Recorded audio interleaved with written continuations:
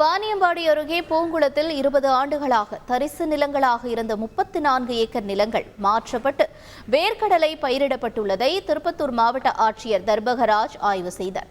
பின்னர் விவசாயிகளுடன் கலந்துரையாடி அவர்களுக்கு தேவையான உரங்கள், விதைகள் மற்றும் இடுபொருட்களை வழங்கினார். பின்னர் செய்தியாளர்களிடம் பேசிய மாவட்ட ஆட்சியர் தர்பகராஜ், கலைஞரின் அனைத்து கிராம ஒருங்கிணைந்த வேளாண்மை திட்டத்தின் கீழ் 25 சிறு குறு விவசாயிகள் இணைந்து குழுவாக இதனை செயல்படுத்தியதாக தெரிவித்தார்.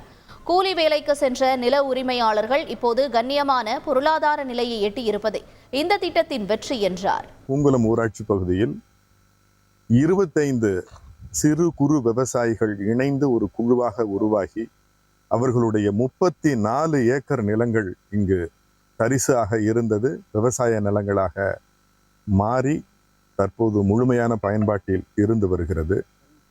இந்த திட்டம் இங்கு செயல்படுவதற்கு முன்பு இங்கு இருந்த இந்த சிறு குறு விவசாயிகள் விவசாய கூலிகளாக இருந்திருக்கிறார்கள்.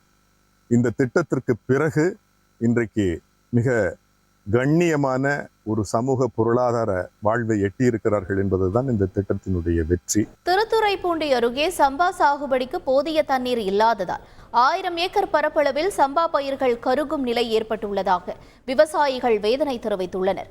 கருகும் பயிர்களை கண்டு வேதனை அடைந்துள்ள விவசாயிகள் அதிகளவு தண்ணீர் திறக்க வலியுறுத்தி விளை நிலங்களில் நின்று முழக்கங்களை எழுப்பினர். பெண்கள் கும்மியடித்தும் ஆர்ப்பாட்டத்தில் ஈடுபட்டனர். கருகி வரும் பயிர்களை காப்பாற்ற அதிகளவு ஆற்றில் தண்ணீர் திறந்துவிட விவசாயிகள் கோரிக்கை விடுத்தனர்.